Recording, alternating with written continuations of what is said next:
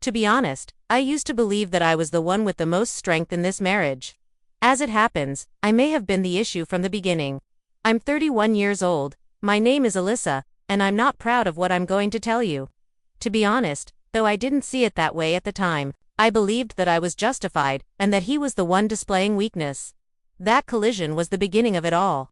I was going about my daily job at work when I took a single incorrect stride and fell to the ground.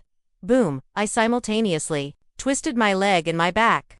I was in so much pain that I was having trouble breathing. An ambulance was called. As if his entire body were on fire. My manager insisted that I must maintain my composure. The next thing I know, I'm being told that I'll be out of work for months due to paperwork, doctor's appointments, and physical therapy. Despite my frustration, I kept assuring myself that everything would work out.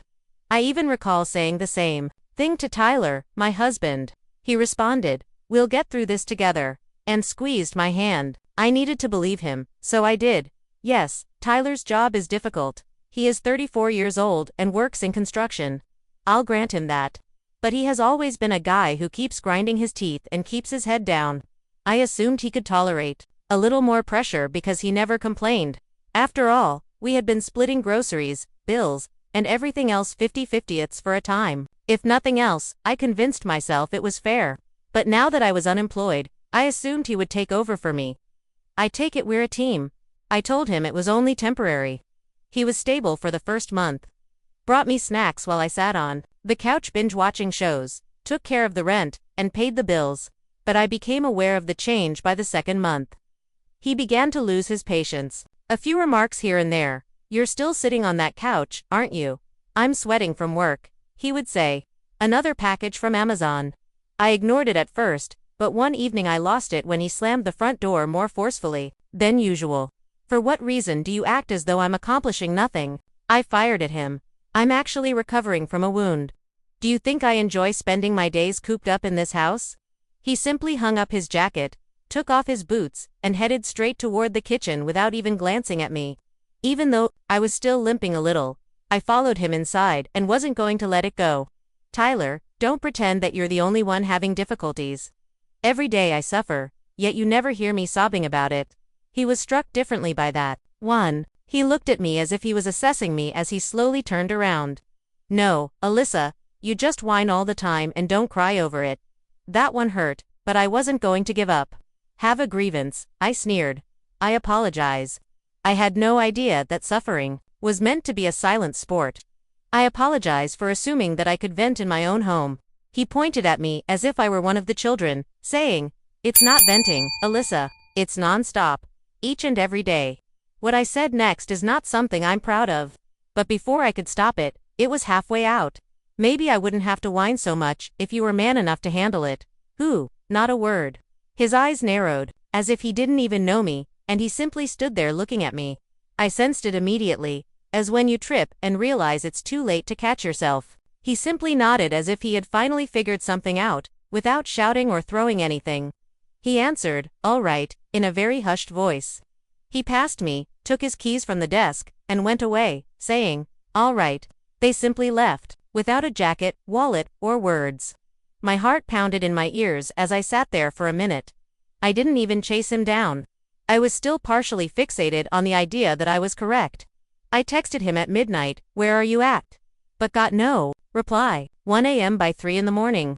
I was pacing the kitchen and looking out the window every few minutes as if he would simply appear out of nowhere, but he didn't. "So you're just going to leave?" Real mature, Tyler. I thought I would hear his feet stomping around when I got up the following morning, but it was too quiet. No one had touched his side of the bed.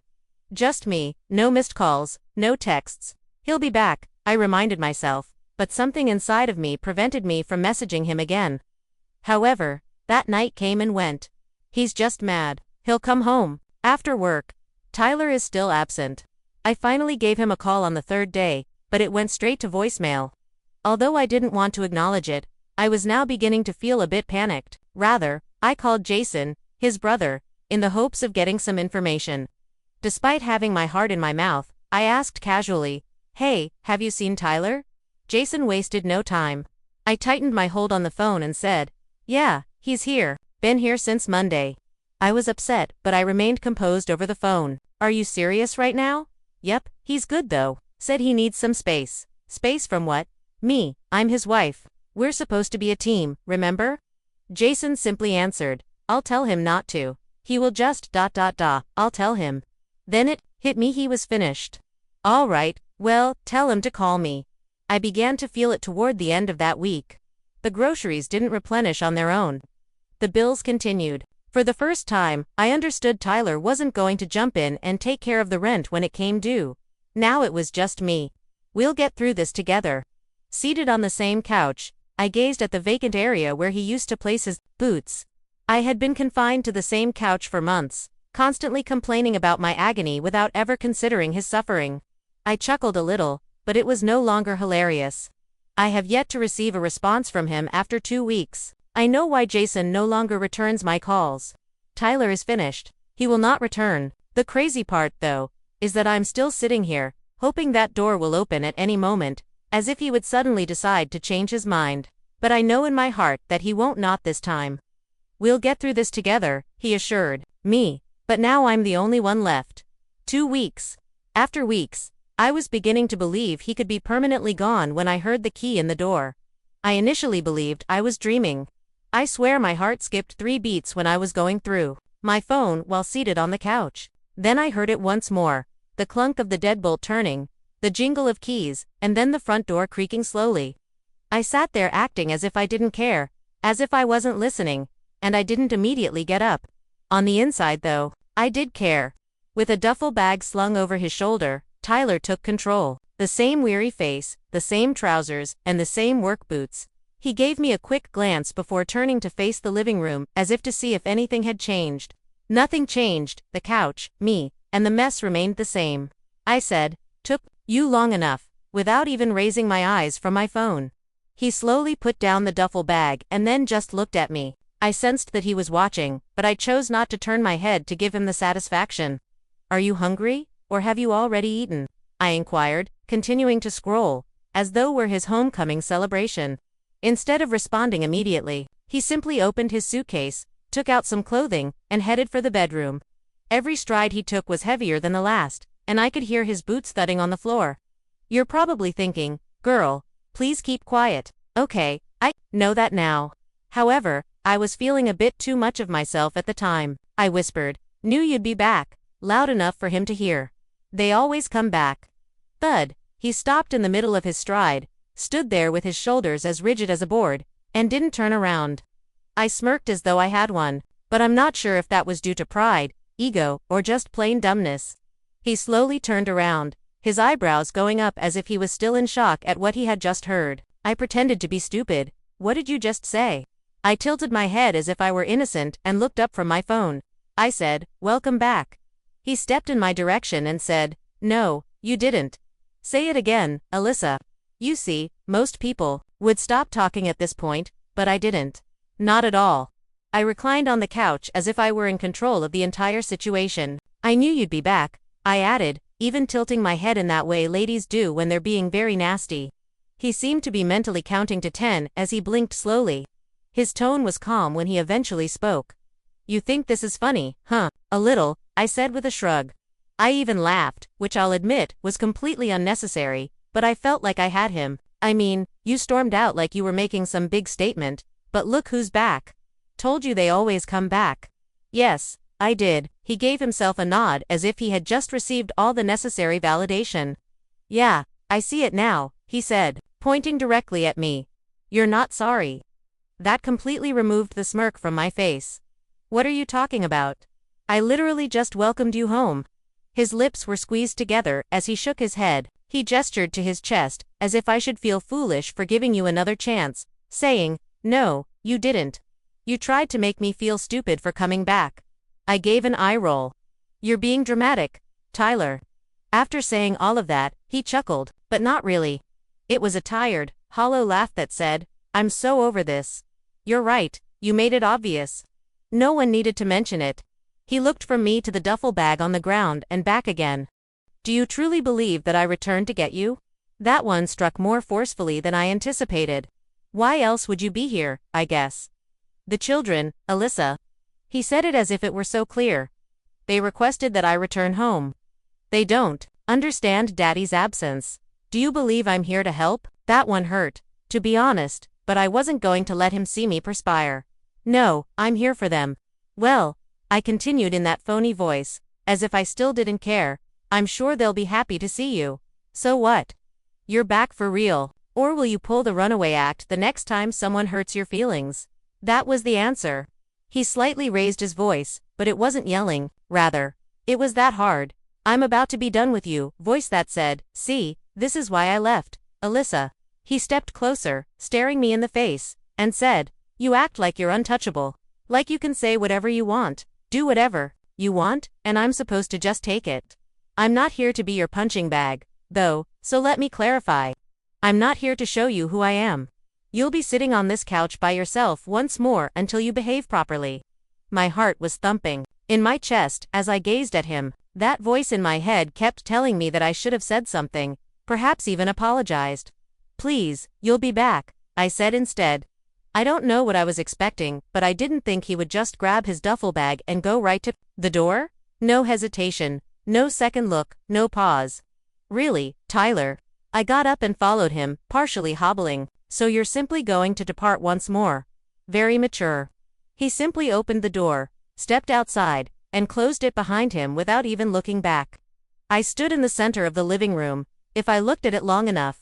However, he didn't. Not that evening, nor the following day, and not the entire week beyond. I assured myself I was okay for the first several days. After all, I had spent the previous 2 weeks alone. I was familiar with the procedure. I assured myself that he would return, but it felt different that first weekend without him. The children wanted to know where Daddy had gone. My son is not an idiot, even if I told them he was working late. Despite being 7, he is intelligent. Didn't Daddy leave again? He asked, staring at me as if he could tell I was lying. I remained silent and simply stared at him. What should I have said? Yes, friend, Daddy is gone because I said something. Too many times. No, 3 weeks have passed. He hasn't phoned, and neither have I. Both of us are too obstinate for that. This time though, I'm beginning to sense it. The bills aren't paying themselves, the couch isn't as comfy, and the silence is deafening. I reflected on everything I said to him last night, including the jokes, the small jabs, and the occasions. I acted as though he should just accept it since I'm beginning to notice that it's a man. I was partially, but not entirely, incorrect. You believe I'm here for you. I hear his voice repeatedly in my mind. I'm here for them. I'm not sure if he'll return this time. I don't think so. I'm not sure if I'll say it aloud, but if he does, I'll know deep down that I was the weak one, not him. 2 months have passed since Tyler left that place. Silence for 2 months is louder than any dispute we've ever had. I assumed he would return. After all, they always do. False, I was all right at first. Since I've been by myself previously, I assumed was just another one of those let him cool off situations. After 3 weeks, the children stopped asking when Daddy would return, even though I had assured them that he was simply taking some time to himself. Children are more intelligent than we realize. However, the bills were still paid. The lights were still on. The rent was paid, and the groceries appeared at the door as if by magic. He's not done, I reminded myself. He's still looking after us. However, something didn't feel right. Then I received a letter in the mail on Tuesday. It had Tyler J. Lawson's name in the corner, but it wasn't a bill or a coupon. I could tell. It wasn't good at first. I spent some time sitting at the kitchen table and gazing at it. I even thought about not opening it, as if it didn't exist if I didn't see it. I tore it open and filed for a divorce since that isn't how life operates. I read that line 5 times, I promise. At first, it was like staring at a puzzle with pieces missing. It didn't make sense. However, everything became evident as I read more. This time, Tyler wasn't only taking some alone time, he was truly done. I held that paper as if it were 100 pounds as I sat there. Unaware that their entire world was about to change, I could hear the children in the adjacent room debating which cartoon to watch. Irreconcilable divisions were there, as plain as day, when I turned the pages. Changes, I wanted to chuckle. There were no disparities between us. We had me being loud, stubborn, and believing that I could say whatever I wanted and that he would just take care of it because, after all, that's what guys do. Now, though, I was sitting there by myself, reading through a divorce petition as if it were a nightmare from which I was unable to awaken. I looked at his name and my contacts on my phone. I urged myself, call him, just call him, but I didn't. Why? Pride. The same hubris that initially led me to this predicament. Daddy's not coming back this time, I heard my son mumble to his sister later that night. I'm not sure how he knew, but he did. Hearing that from him struck a different chord, even though I felt it too. It seemed definitive. I tried texting Tyler the following morning. Not to apologize, I wasn't prepared for that, but simply to check in on him. Are you actually following through on this? I was left to read all day by him. I waited, but the tiny typing bubble never appeared. I was lying in bed that night, looking through old photos on my phone, including ones of Tyler. Birthday celebrations, and family vacations. I didn't know how exhausted he looked or how much he was carrying without a word, but he was grinning as if he didn't have the world on his shoulders. I turned to a photo of him and me from 2 summers ago at the county fair. He was smiling like he was proud to be with me, his arm wrapped around me. I gazed at his face for a considerable amount of time. I chased him away because that was the Tyler who would have done anything for me. The problem is that I still didn't believe I was solely to blame. After all, didn't he leave? He left. No one forced him to go. He didn't have to go through all that, including filing for divorce. It was something we could have resolved. It was something we could have resolved. Until my sister called me later that week, I convinced myself that. She inquired, "Did you hear about Tyler?" As I flipped through TV channels, half distracted, I said, "What about him?" I nearly knocked the remote off the couch when I sat up quickly and heard, "He got a new place. Real nice too. 3 bedrooms, big backyard, and he's got the kids over there this weekend." What? I didn't hear that from him. She stated, "He's not going to tell you, Alyssa," as if it were immediately apparent. It hurt to hear. "He's moving on. He's not thinking about you anymore. Not considering me. I was his child's mother. How can you simply stop thinking about such a person?" He didn't return, but then I recalled my last words to him. "Please, you'll be back." I received a text from him a few days later. "Mailed you a check for next month's rent.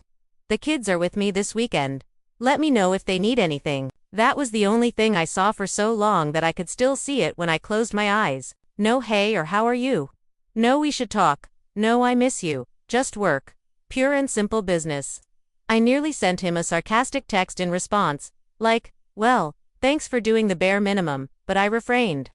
I'm not sure if it was pride, fatigue, or the realization that everything was now weighing on me at once, but I knew wasn't a passing phase. He would not return. He was still showing up for the kids and paying the bills, but he was no longer up for me. We exchanged old texts that evening while I sat in the kitchen with an ice pack on my knee. He used to contact me about supper, schoolwork, inside jokes, and little I love you notes at unexpected times of the day. All of that seemed so distant now. My back hurt, my knee hurt, and I felt like my entire body was failing me. I had been convincing myself that I could manage without Tyler, but at that moment, I realized that I was alone. The sound of his boots in the hallway, the way he would toss his keys on the counter, and the way he would look at me after a hard day, eyes exhausted but still full of something I didn't realize was love, were all things I missed. Even though I told myself I didn't need him. I grabbed my phone and typed, "Can we talk?" I paused over the send button for a moment before deleting it. He had finished speaking,